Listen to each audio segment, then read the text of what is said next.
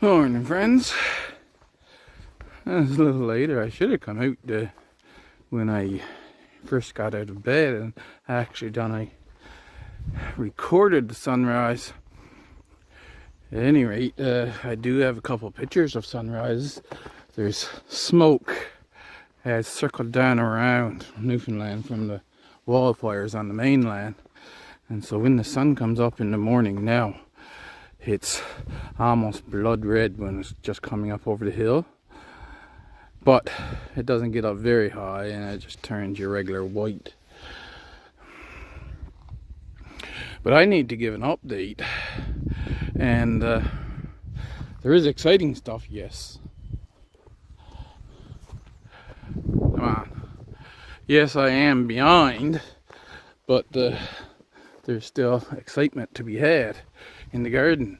I put my plants out here because the trouble I've been having, and I mentioned it before, I can put these plants out here in Newfoundland. Maybe it's Newfoundland, maybe it's something I'm doing wrong, but you can put them out for a month of cloudy days, then you can plant them, because Newfoundland can some years have a lot of cloudy days, and they be in the ground for 2 or 3 weeks, and then we get a sunny warm day and they just die. So what I've got done here now is, this is the north side of the house. They get a little bit of sun when they come up in the morning and down at night. So these have been out for 3 days. They're not dying. I had to come by and make sure the soil's staying wet. And well, we've had, so this will be actually the 3rd day now, and a couple more warm sunny days and I can start moving them out, getting more and more sun and hotter sun. But right now they just get the morning sun and the afternoon sun when it's cooler. Oh, and just to mention, when you're putting tomato plants out and anything that would be similarly tall like that, put them down in, this is a tip from a local gardener, put them down into something. Now these could afford to be a little bit higher, but so that when the wind comes by, if you get strong winds, that'll just whip them like crazy.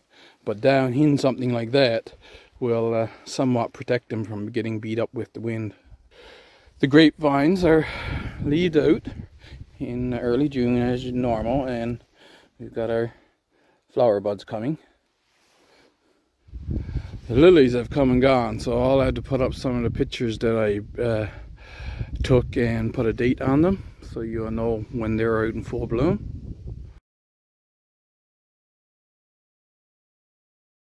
Rose bushes have fully leaved out.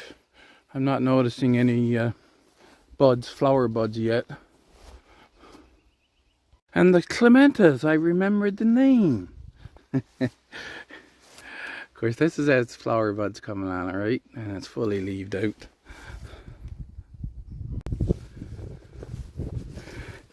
Lilac is out in full bloom, and a beautiful smell too.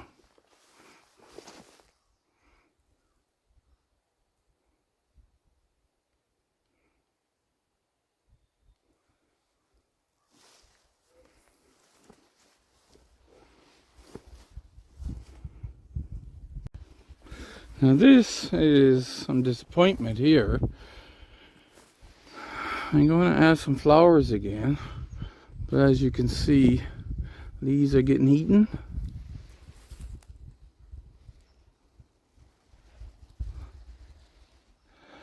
I gotta do this zoom in, because 3 times zoom is what gets the best pictures on this phone. I can get it to focus, I can bring in a little further, right? But you see those black bodies now, they started green, but they're turning black there now. Little tiny worms, and they were on this last year as well. Now, I'm thinking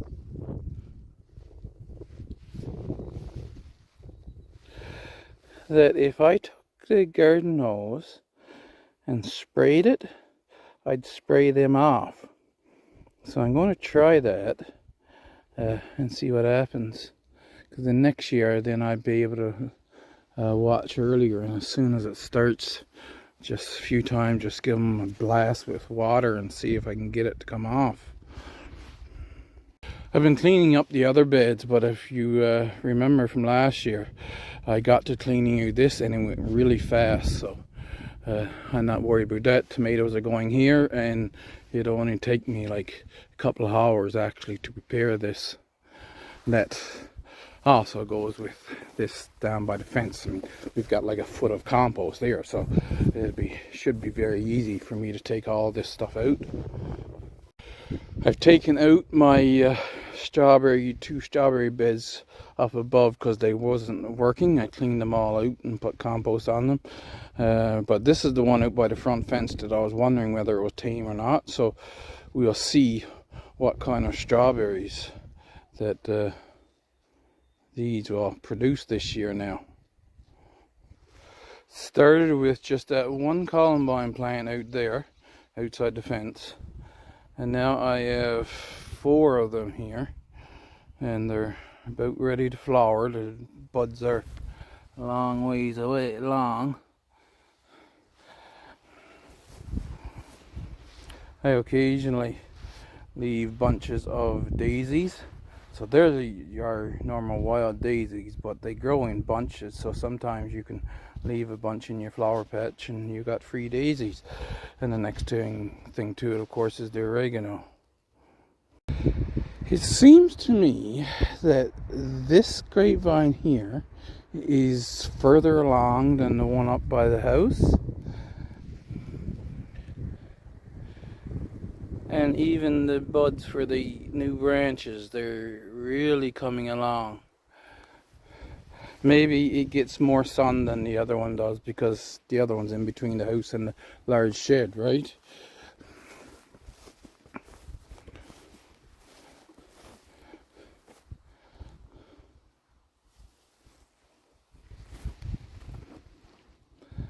There's a flower bud there. Now I'm not expecting them to have a lot of flower buds because this is a new grapevine. It's only like 4 years old or something. And the lovage is getting bigger every year. Romeo cherry, completely filled out like a regular cherry bush this year. So I believe it was 3 years ago I had like 2 flowers on it, and then the next year there was half a dozen, and last year a fair amount, but now this year, cross your fingers, I'll get cherries on that. I've got maple trees growing everywhere. And the thing is, now, the reason I cut down the trees that was here, the main reason, was that they were growing up in the wires. And so, like those that's growing around the pole there now, I have to cut them down before they get up to the wires. And anything that's... So I'm going to have to cut these down, but before they get up to the wires as well. But the question is, should I just let them grow and cut them down, let them grow and cut them down, like I said, before they get up to the wires? That way I would have some small maple wood to be using, like a coppice thing. Because keeping everything clean and tidy, I mean, I can keep up with half an acre, but I'm not going to keep more than that clean and tidy, really. So it's better for me to just let nature go, it seems, and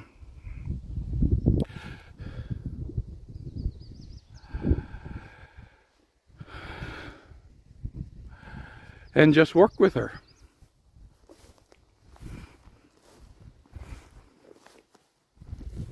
I haven't got this cleaned out yet, but I got it, forgot. Anyway, they're coming along pretty good. You see Big leaves there.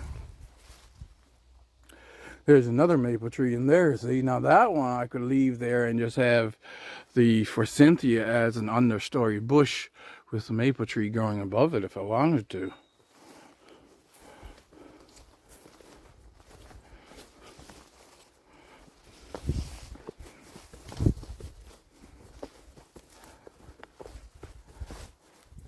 These strawberries here,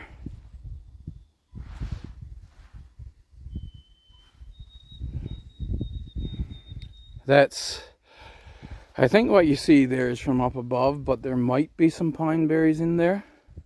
It wasn't growing very well, but a couple of years ago I put in a layer of compost there, and then I was mulching it very well, so the strawberries started to take off here. I've got them growing pretty good now if I can keep the weeds out of it.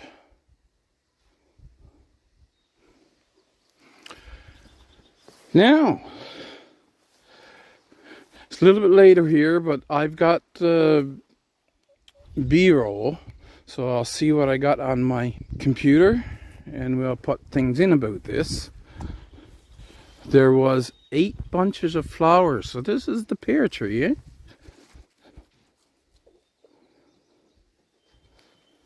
There's 8 bunches on there, and I came out and hand pollinated them to maximize the chances that I would actually get a pear this year. Male and female perch are both on the one flower, so I'm assuming I should. There's 7 up here, and then there's 1 right down there near the ground. This thing was loaded in flowers. So this is the Myra cherry plum. And when I come back, oh yeah, let's see if I can get it focused on that. You see right there? There's one growing. So you're not going to be able to see them right now because, well, that's the size of them, right? But there's one growing there. You would think that there should be many more on it too, because this tree was just loaded in flowers. So that's exciting. Contrary to its color, that's the color that the white currants come out on. They're actually green, but we call them white. Mulberries are not doing so hot. The ones up above, there's one of them that's leaved out so far, and this one, as you can see, atop here, this is winter kill. So it got up into the wind, and it just died back. But now that lower branch, this here, that's a lower branch coming from down below. So, well, we got the temperatures. There's just something with the atmosphere that some things don't want to grow. So it's more than just checking your frost-free dates and your average temperatures to find out whether something is going to grow or not. You really, if you're living in a place way out in the middle of nowhere, you just got to try it and see if it'll work. Pixwell gooseberry. So I've got the black gooseberries over here. This one's a white one, I think. But anyway, we'll get quite a few off this year. And once again, I'm surprised because, like I said, it didn't seem to like it right there. But I move it over 6-8 feet, and it seemed to be doing much better. And then we go over here. This is the one cherry tree that we had, and we're going to get cherries. There's cherry growing on. You can see one in right there, right? But we only got the one cherry, so with this year we'll know for sure, I would assume, what kind of cherry that this tree is going to give. Now this little one over here, it flowered too, so I don't think we're going to get anything this year though off this one. It was only a couple of flowers. red currants. So this is my favorite of all of the currants, would be the red one.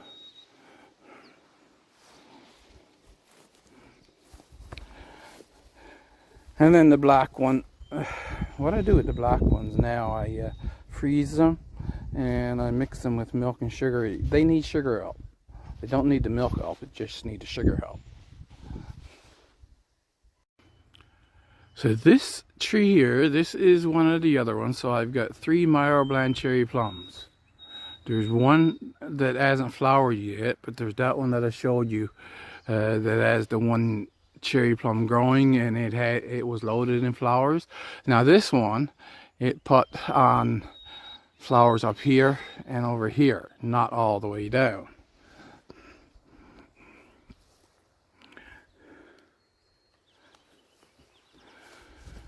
The rhododendron out in flower. See, this is the Romeo cherry that I cloned from the one down below. So I have 2 Romeo cherries, and this one is much younger, of course. So it's growing actually better than the one down below, but yeah, it's just flowering. So this will be, if I get any cherries off this will be the first year. Last year I didn't get very many cherries at all. I don't remember how many flowers were on it last year, but it's flowered out like a normal cherry tree this year, so maybe we'll get a bumper crop this year. The petals are falling now, of course. I have to see what pictures I took when it was in full bloom. These are the golden raspberries, and the flower buds are on them, not open yet, but lots of flower buds. They didn't produce top knots last year either. If my memory serves me correctly, what golden raspberries I got, just I ate them when I picked them. Now, this sugar maple, and I have some sugar maple seeds in there. I had cold stratified them and I got them, trying to get them to grow. But this one seems to have taken off. It was sitting there though for, I don't remember when I bought it, you see, but a long time. And I had another one over here, but I hit it with the line trimmer. Now I've got a better tool with it this time, that I'm less likely to hit a tree if I go close to it. I'll show it to you at some point. But at any rate, this one was sitting there. He wasn't growing for a long time, but now he has taken off. So it looks like we can get a sugar maple to grow. Of course, we're still waiting to confirm whether this is the male or the female. Because if I do, I've got lots of females to go with that one male. And they're big enough, so I don't know, we might get some berries this year. We just, like I said, have to wait and see. Now, I just noticed this, because everything is growing like crazy, and I'm doing other things. I wonder if that one is still good. I mean, it's huge, so I'm going to try to break this one off. Ooh, he snapped nicely. Look at the length of this one. Get out of there, slug. Let's see. Ooh, it's edible and delicious, but the outside coating is just starting to go fibrous. So I should have had a pick like a day or two ago, but it's still edible.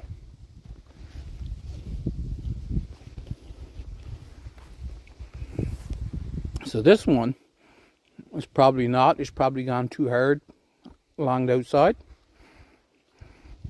But this inside core here is just delicious.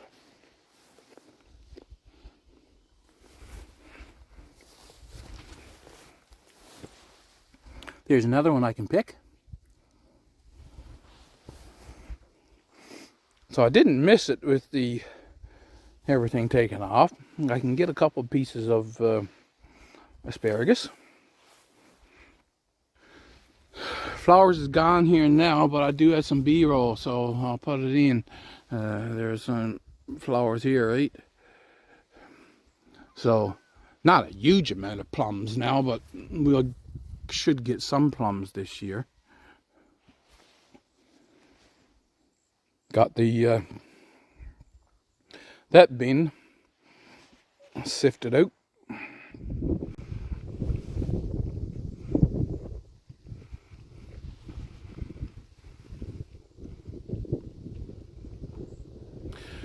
This apple tree here, loaded.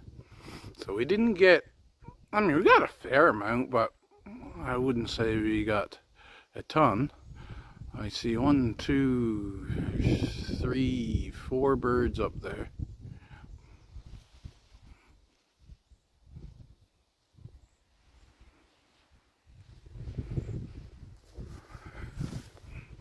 We'll go up on the hill in a minute, but I'd never got around to cleaning out these herbs.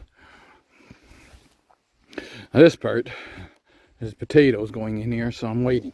Now it is 11th of June, but you have to remember it used to be that we didn't plant anything out at all until the 1st of June. So it's not like I'm too late. I'm late, but I'm not too late. And well, here's something that's nice too. So now Greta from Greta's Garden, she let one of her kale, when it survived winter, let it go to seed, and then she had volunteer kale. They're heavier seeds, so they're just all around into one area, right? So they didn't blow far. Now if I cut because this is a Brussels sprouts or something or other, cut the flowers off them, so heat the flowers from that one and from that one over there, then I can let this go to seed, and next year I'll have volunteer kale. The wind has come up, so hopefully it's not being too bad for the mic.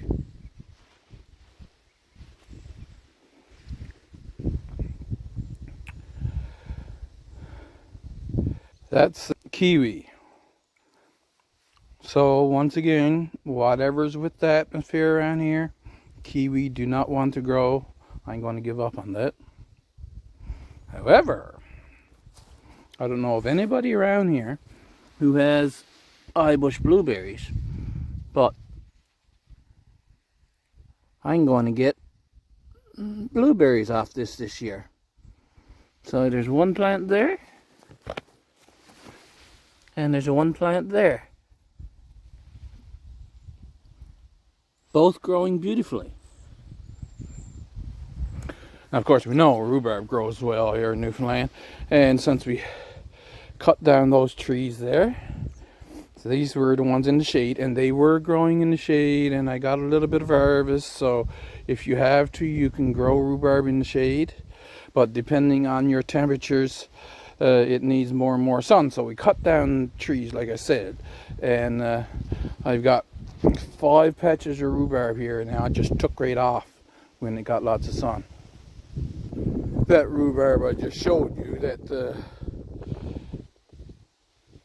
was after harvest, because I harvested 3 kilograms of rhubarb yesterday, and that of course is the other patch that was growing up, and I harvested it from that. I can give you a before and after.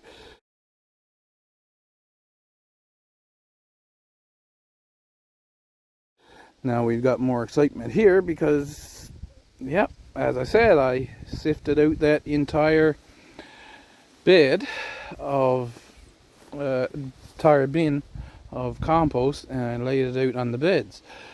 Now I have black turtle beans planted in there. There's I think it's called Adna carrot in here. It's similar to your Corliss toucan type carrot, and I don't remember what type of carrot I did put in here, but both of those beds right there are carrots.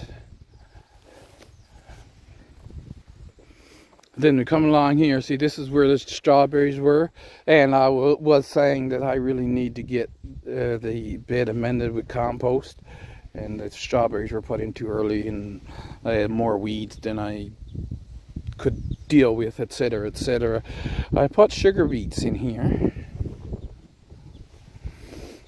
and over on this side is mostly rutabaga, but I did have a couple of packets that I had for one row. I could put some kohlrabi down, and then there's like 3 rows of turnip, and then the rest is rutabaga.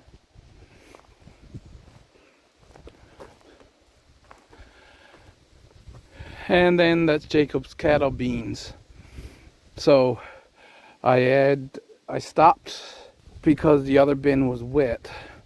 So pretty soon here now, we got some rain in the forecast, but it's like, oh, you're going to get a few hours of rain now, and then it's going to stop, and then later on you're going to get another few hours.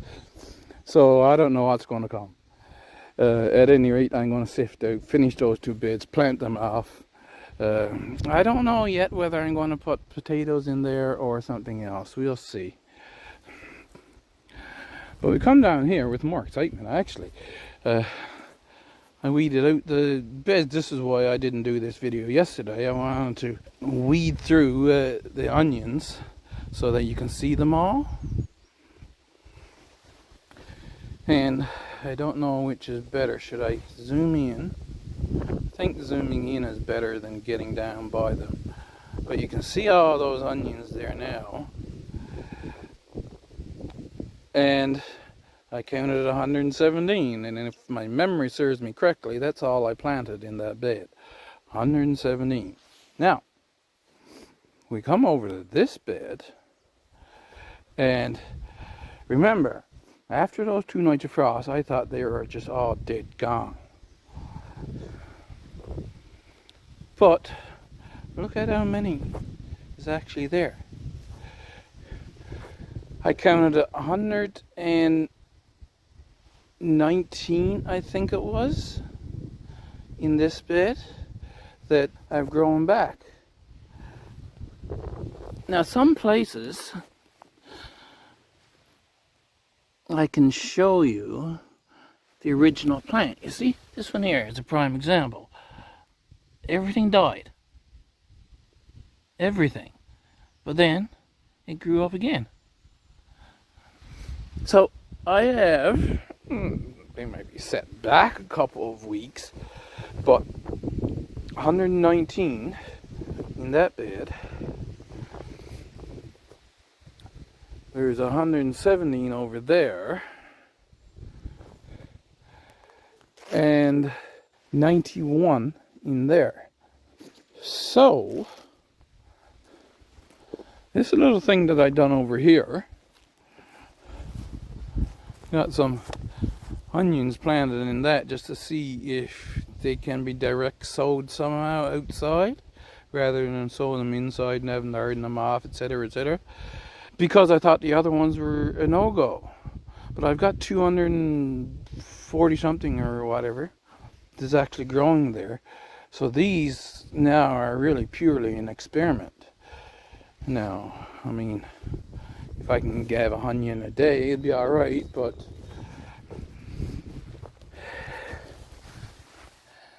these are doing alright. I have 3 bigger ones. You see this one here, that one, and then the one outside the post there. That's a onion from last year, and they were growing up again like onions would, and I planted them there to see if I can grow seed, because I want to grow my own onion seed, and I haven't been successful yet. See, this is the other compost bin, and when I took the top layer off it last week, then this was all still soaking wet. So I took that layer off there and threw it over there, and then left that to dry out some more.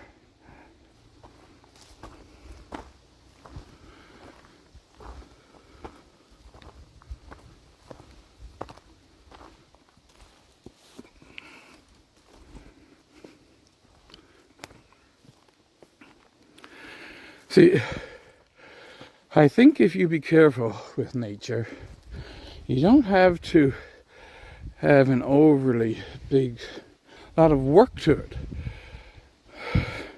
This is the trail here now. This is the one I'll go with quad, so I will be doing trips to quad here, and so this will probably stay open. But now that everything is leaved out, I have this beautiful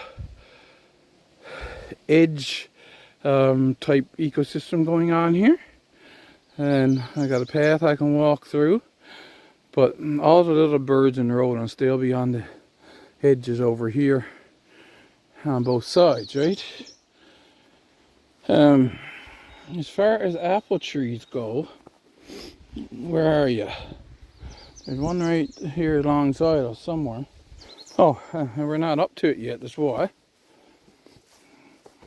I have to be careful I don't run that one over.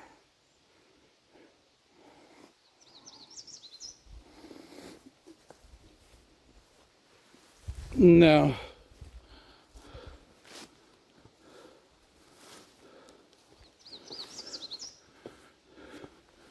I'm trying to get into a position where I can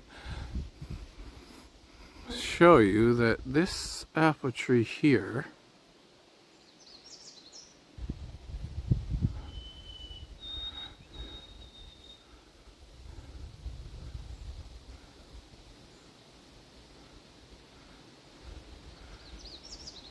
has, there we go, quite a few blossoms on it. So we'll get quite a few apples off that, like maybe 10 gallons. So what's that? I think that will be 60 pounds. I'm not sure. Hello, bush blueberries. And it's pretty much the same all over. Looks like we're going to get a decent harvest this year. It's got a lot of flowers on it. I've been watching this apple tree because I don't know if it's going to flower or not, but it should flower anytime at all now that it's got its roots. I mean, technically speaking, that thing is, 27 years old or something. So it should have been flowering long before now, but they were up here and they just wasn't taking off, and then that one decided to grow. So just a little swing around here. It's still looking ugly because, I mean, this was right in under all those trees, so it's not going to come back as fast, but it will come back pretty fast. You can see all of these this vegetation here now, and some of it is grass, so this will be a total green space again pretty fast. But the nice thing about it, of course, is that we have a lot of blueberries. It's going to come up all around here, right? There's a lot of blueberry plants here.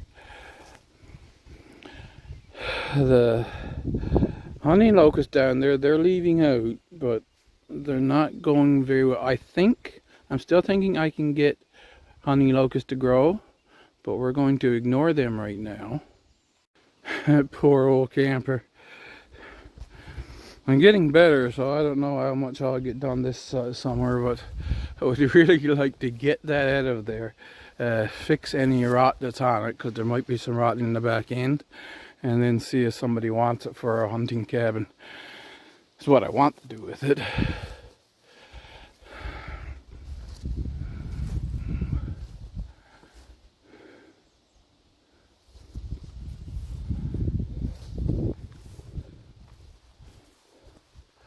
So this is coming, I mean, from my opinion, point of view, whatever. See, this is what's nice. You have pathways that you can walk through, but you've got this edge effect forced on either side, and it's one of the most abundant with respect to plant production is those edge areas, right, where it's getting a lot of sun and everything is just growing like crazy. Now,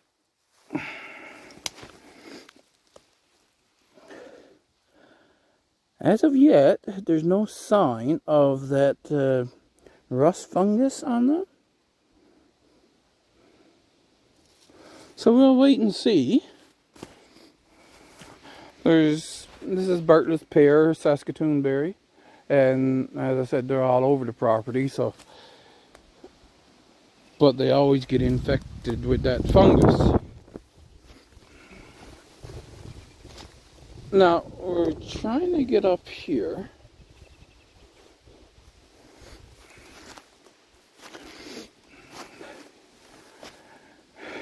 I guess that's the dogwood. Anyway, it's not what we were going up here for, but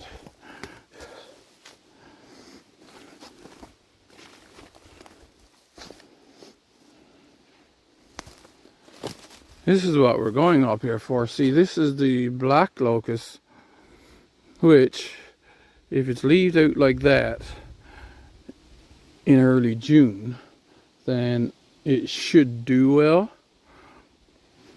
And it should even be able to put on fruit. There's one there.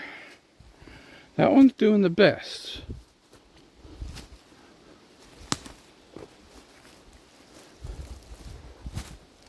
And I've killed that one. Look at this fir tree, eh?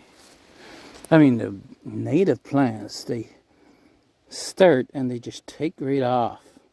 Some of them. I mean, it's grown that much already this year.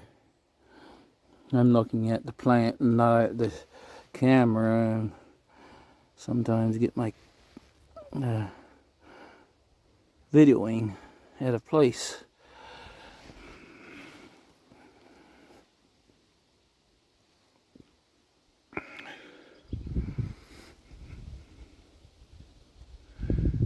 So now that, a couple years ago, I cut down the big birch that was here. And I made it into lumber. And look how much that's growing up now. So I know it seems like birch is going to be excellent for coppicing.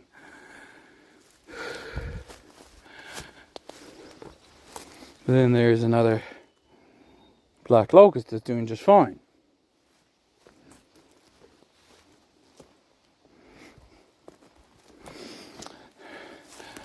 But here's another fir tree that's, actually no, that's spruce. Anyway, there's another one that's growing like crazy. You see, so I had this tree right here that was rotting away in the stump. There was another one down there that just broke right off in the wind. And that one, I don't know if there was any here that was solid all the way through. Except for the birch. The birch was solid all the way through, but I wanted to get lumber. That was it. And then I cut that down because I needed the wood. And then up grows all this other stuff. So now that's sucking in carbon right into a form that I can use later on. So that's the idea of, one of the ideas from a human point of view, of keeping things at an edge type ecosystem, because everything is just growing like nuts. And there's the third one here, black locust, that's doing just fine. There's one, I put a little small one down here last year. So one of the ones that started last year I put there, and that's leaved out as well. I like to get my excitement back in for doing some still photography too. I mean, especially this time of year, you get so many beautiful flowers that's coming up, eh? This is some kind of a lily, and it has, I think it's black or deep purple berries that grows on top. If my memory serves me correctly, they're poisonous. Now you come up to the top, and I can show you here. I mean, look at how many flowers there are on those blueberry plants. So, hopefully, once again, cross our fingers, we'll get a lot of blueberries this year. Strawberries, I mean, there's always loads of strawberry flowers, but then you get the little tiny strawberries that you can hardly pick because strawberries go soft and they're hard to pick. Anyway,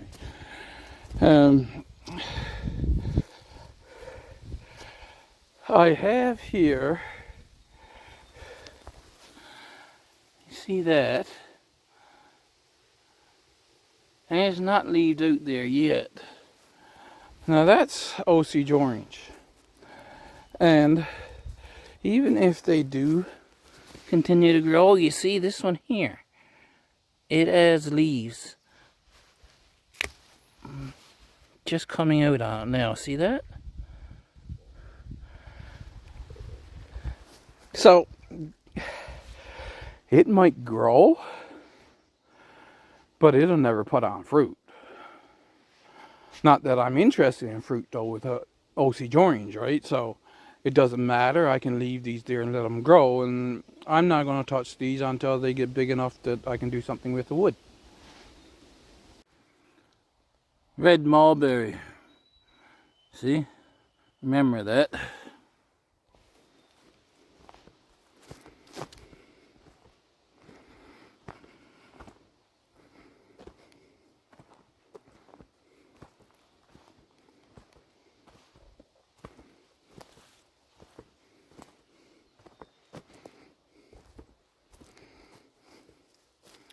Here's another one, red mulberry with a few leaves on it, but not doing well. I don't know, I mean, might later on. It looks like that one is going to leave out.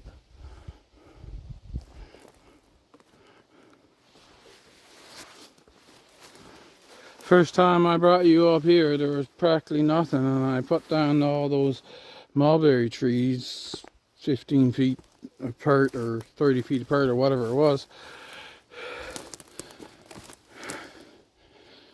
And now we're going to getting in here and we're getting close to having a forest here.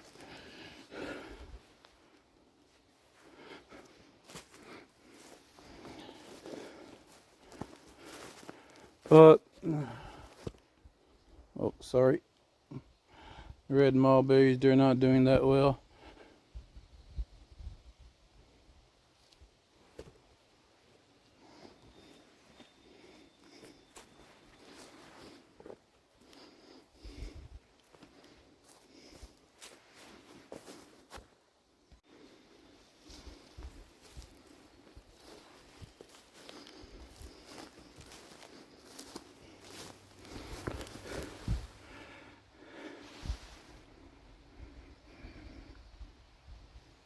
That is a black mulberry. So they're both doing the same, and not that well. So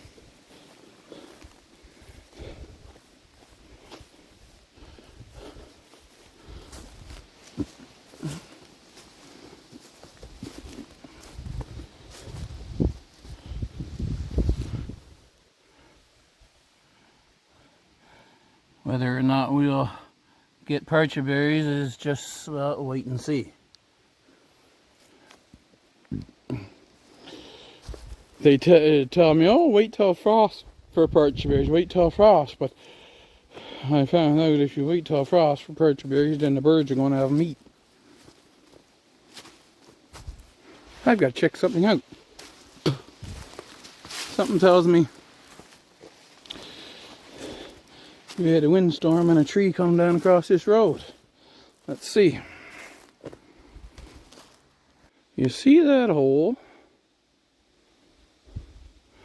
Wondering if that's not, was it made by a animal? So one of our bigger animals, a fox or something like that, make a hole to get into right there.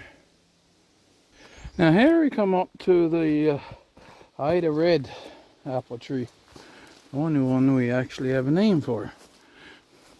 Now I came up on this and I'm like, oh, it didn't have any blossoms on it. But then as I walk further, it does have blossoms on it and they're starting to fall. And if I look over there,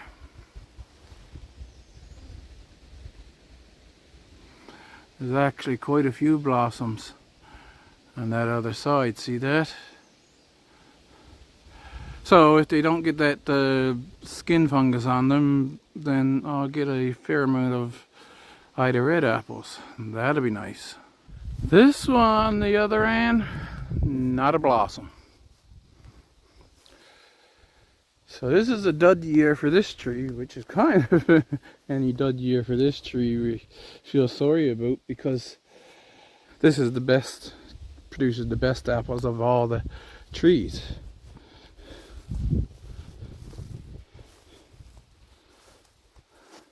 See what I got done here? Now this is a copy of those clam things you put over for doing air layering, or whatever it's called. So this is supposed to now just full of soil inside, and it's supposed to grow roots. I've cut a band off the bark, and I put this here, and outside of it, see, it's all leaved out nicely outside of it. So I'm assuming that this is working. If this grows roots, then I had to put this in a pot and get it growing again. That tree is already accounted for. But next year, if this one works, then next year I'll do it again and document the entire thing.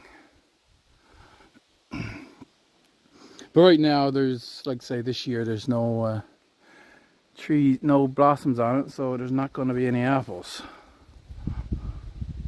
One thing I wonder is, I don't know, I haven't really sized up how much the birds actually eat these. So when they get ripe, I should do a walkabout and see how easy it is. Because I mean, they're the size of blueberries, right? And these shorter trees, which you can reach the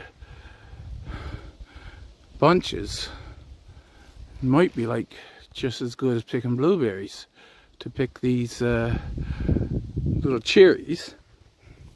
And then what you do, you boil them and strain out the pits, right? And then you've got a cherry sludge. You can make cherry sauce out of.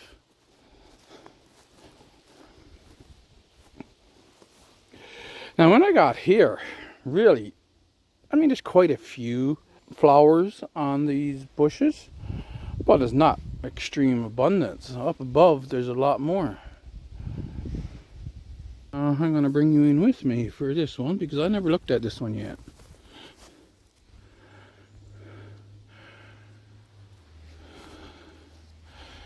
Now, these don't look quite as healthy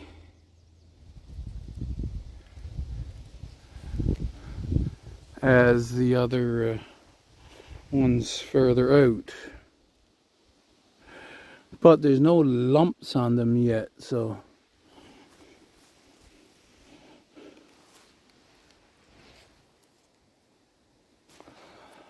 I'll let you know if anything changes.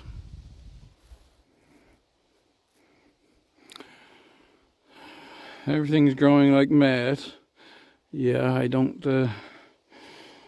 have the meadow mode. Now, I don't really seriously worry about having the meadow mode, because, but you gotta be careful around here, because any bit of extra nutrients and up pops a stinging nettle. Because we had a big dog around here for a few months, right? So any place that he left some dirt, then you've got a stinging nettle growing there. Now, I'm not too worried about not mowing it though, because, well, it's great habitat for the toads mostly. I mean, there are meadow voles growing around here, but as I said in the past, they seem to stick around their habitat paws that I made for them. So I'm going to cut that here now, and hope you enjoyed the little bit of a look around and what the weather's like. We've had a few hot days, and it's well, just back down to normal, comfortable weather now. So I shall see you in the next one.